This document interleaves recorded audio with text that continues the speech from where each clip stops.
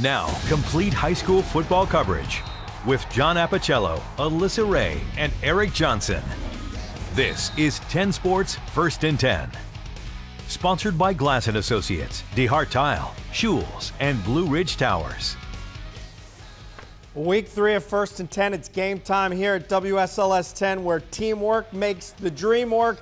Time to review the 5 Ds: dodge, duck, dip, dive, and dodge. We've got some great collisions tonight, including postseason rematches and more. Our staff is ready to take down any Globo gyms out there. Well, maybe not. We're eating donuts. So let's get started with our weekly reminder. Jeff Williamson, the famous long snapper out of Pennsylvania, has the web on lock. If you need it, you will no doubt find it right there, WSLS.com, which brings us to this week. We remain high and dry while Irma bears down on Florida, so let's take a moment. Thoughts and prayers with all of those who are in the path of this one or in recovery mode down in Houston. That said, game of the week, folks, a bit unexpected unless you've been looking ahead on schedules, because it is rare to get a state final rematch in the regular season. That's what we had tonight, and Alyssa Ray was in Salem to watch the collision. Yeah, it was just 9 months ago that Salem ended Dinwiddie's perfect season by beating them by just 4 points in the VHSL 4A state championship. This season, the Spartans and Generals meet in a regular season matchup, one that both teams looked forward to. And you can't go to Salem Stadium without saying hi to the super fans, and they were out in full force. So was Salem. After a Dinwiddie field goal, Salem quarterback Jack Gladden connects with Luke Owen in stride. Touchdown Spartans, 7-3 Salem. We'll take it late third quarter. Dinwiddie down 1. Kayvon Pope with the quarterback keeper for the score. 2-point conversion failed. Generals take a 19-14 lead. Salem poised under pressure. Gladden hands off to D'Angelo Ramsey, who is a workhorse tonight.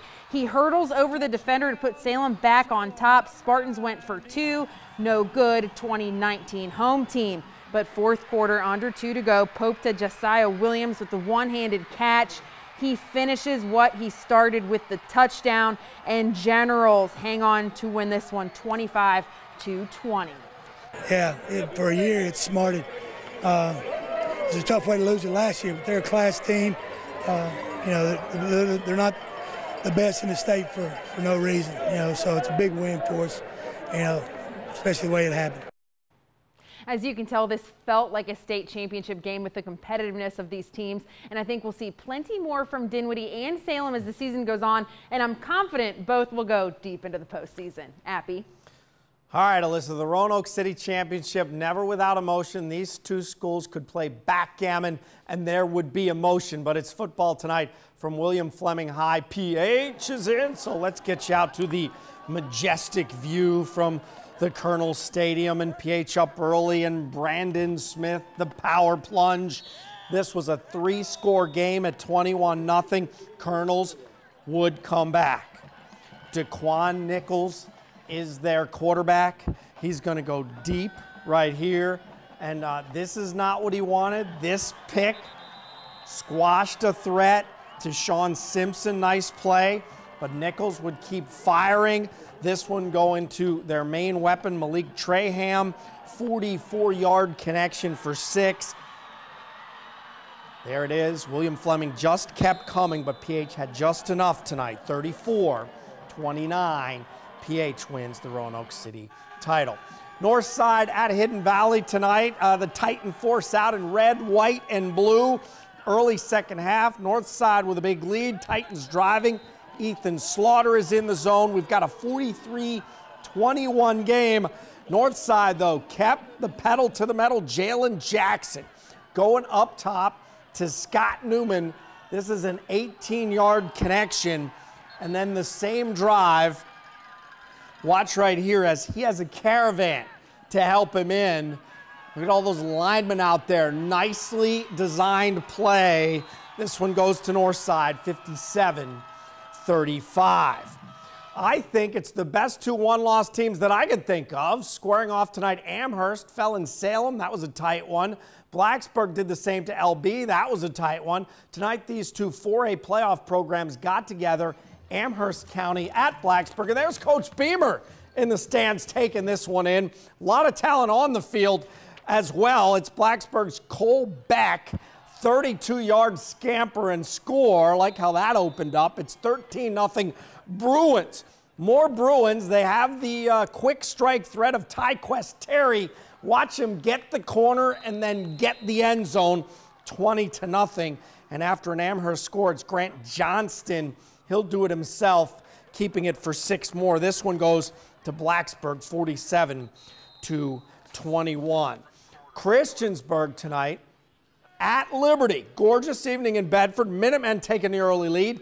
Taylor Carson getting the handoff, and he is in. He had a huge night, 32 for 203 touchdowns. Late in the second quarter, Drake Schaefer faking it and going deep to a wide open John Goss, and that is a touchdown. 14-0 Minutemen.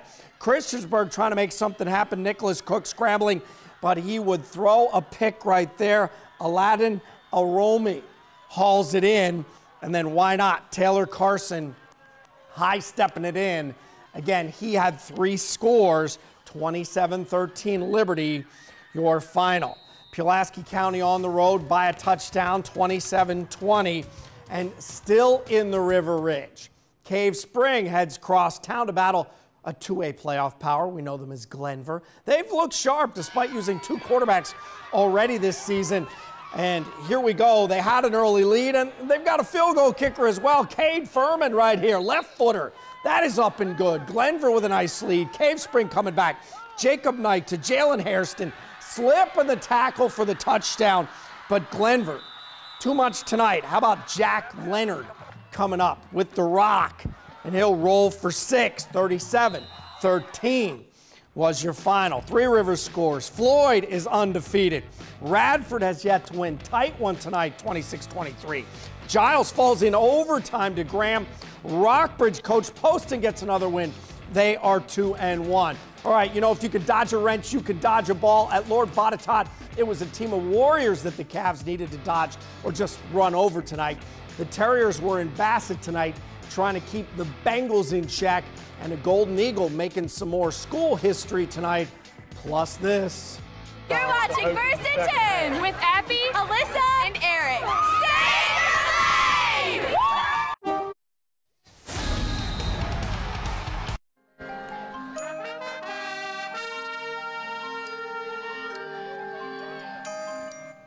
All righty, Lord Botetourt coming off that big win at Blacksburg, facing what we thought was a high-octane challenge tonight with Western Albemarle in.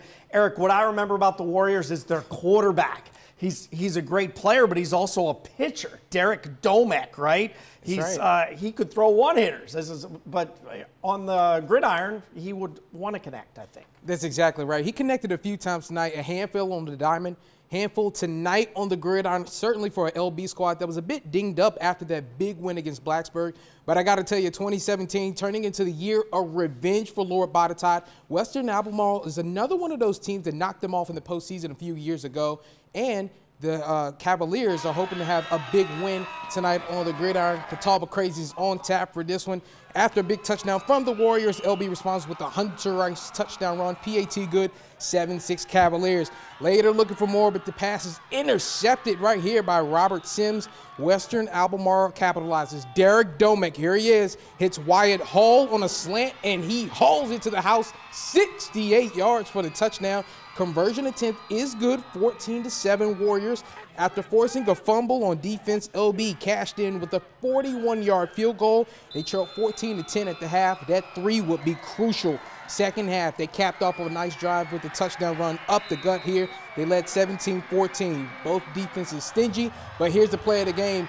2 seconds to go on the 2. Western Albemarle, last chance to snap is Eric. The pass incomplete, and Lord Botetourt wins a nail-biter tonight, 17-14. I was shocked at how athletic they were. I thought their front played really well.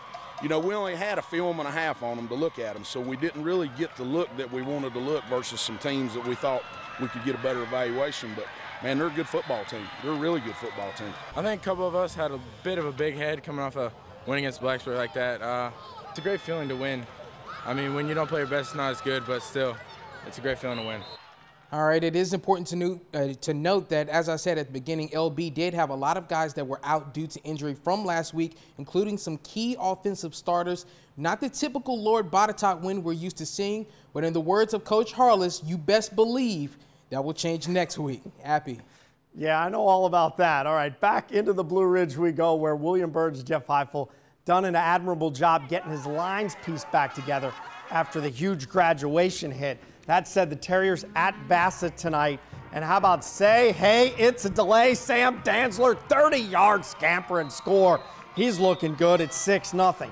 Still in the first, another big drive by that line. And, you know, when you have Larry Basham, you get him the ball. Direct snap, he's in. It's 12-0 William Byrd. The Bengals going to come back at you. This is a team that's building some momentum.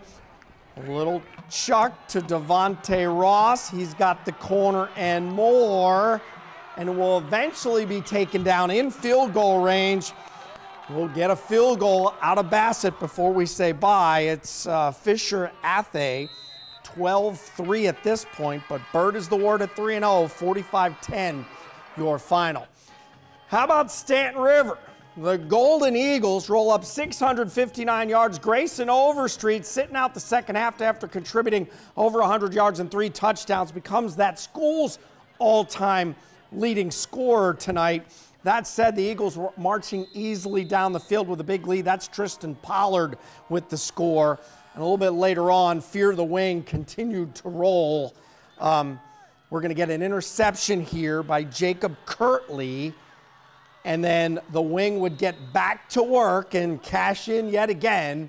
They would cash in all night long to the point of a 72-7 victory. Piedmont scores for you. Halifax takes care of Person tonight. William Campbell gets a victory. Dan River, Coach Edmonds and company outlast Tunstall. Mountain Empire, Galax with a win. Bland over Northwood, and Grayson County takes out Laurel Retreat. A high-ranking member in the 10-strong poll, Roanoke Catholic, continues to follow up their state title with good football at Eastmont tonight. Here we go as they delve into the Class A VHSL squad, and this is Nick Bakken here to Aaron Felty, and Eastmont jumped out early 6-0, but Roanoke Catholic wasted no time. Chris Pyle on the kickoff return. Well-formed return, and yeah, wouldn't want to be here anytime soon. 8-6 Catholic, and they would continue to pour it on. Alex Vaught, big number 8, he's going to haul it in. He's open, get him the rock. Roanoke Catholic 41-6, they're victorious. James River with a key victory over Perry McClure tonight in the Pioneer District contests. Nelson County over Craig 21-12. Meantime, Narrows defeats Montcalm tonight, and Covington goes into West Virginia and defeats Greenbrier West. How about Marion over George Wythe? Bath County will play 3:30 tomorrow. A double fault final play elimination hasn't occurred since the Helsinki episode of 1990. And I think we all remember how that turned out. It's been almost that long since the Raiders of Appomattox have lost a game. And you know what? In our control room, we never lose. That's the home of the winners. We'll check in with the Raiders and more coming up next.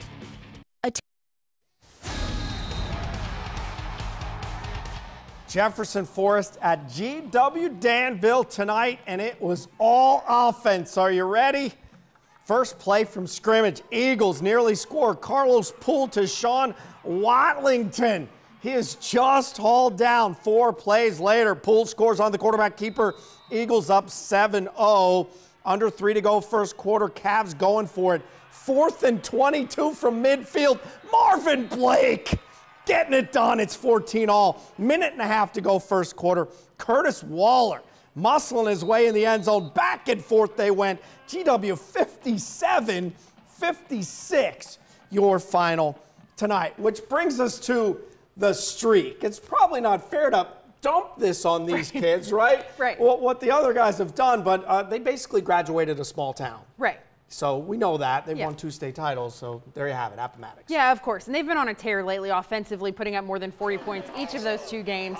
We'll take you out to Bragg Stadium. There's a packed house for this one. The Raiders attack first. Returning starter Javon Scruggs hits Devon Graves for the 29-yard strike.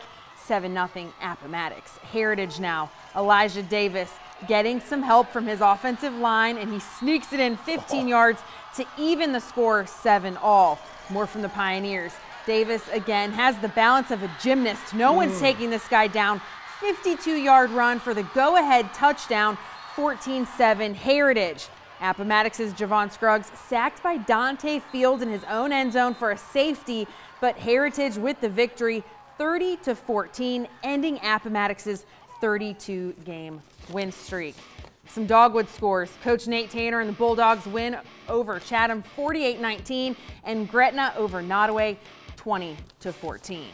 All right, let's go to Franklin County where the Eagles are hosting EC Glass. Hilltoppers Matt McCallum hands off to Thomas Patterson, who finds the hole and is in for the score. Glass goes for 2. McCallum to Sackett Wood. That is good. 28-14 Glass. Franklin County now. Caleb Smith under center, drops back to pass. He finds Sean Manns wide open. He jukes the defender, turns on the Jets, and brings it home to cut the lead, still trailing 28-21. But Hilltoppers too tough. They'll go on to win 45-21. All right, Brookville moves to 2-0 with a W over Waynesboro, and Martinsburg beats LCA 45-9. All right, thanks, Ray. A couple of VIS games earlier this afternoon. Early kickoffs, 4 p.m. North Cross blanks Fishburne, and VES falls at Covenant 55-16. News and notes for you. Richmond qualifying. Matt Kenseth, Denny Hamlin on the front row. Meantime, the Yankees of Pulaski fall to Elizabethton. So Elizabethton, the Twins, go on to win the title. And the U.S. District Court in Texas has granted the request for a temporary restraining order. Translation, Elliott will play the season pending an appeal. 'Twas a fine show indeed. Alliteration aside, I'll take my chances in the tournament. We'll see you next week.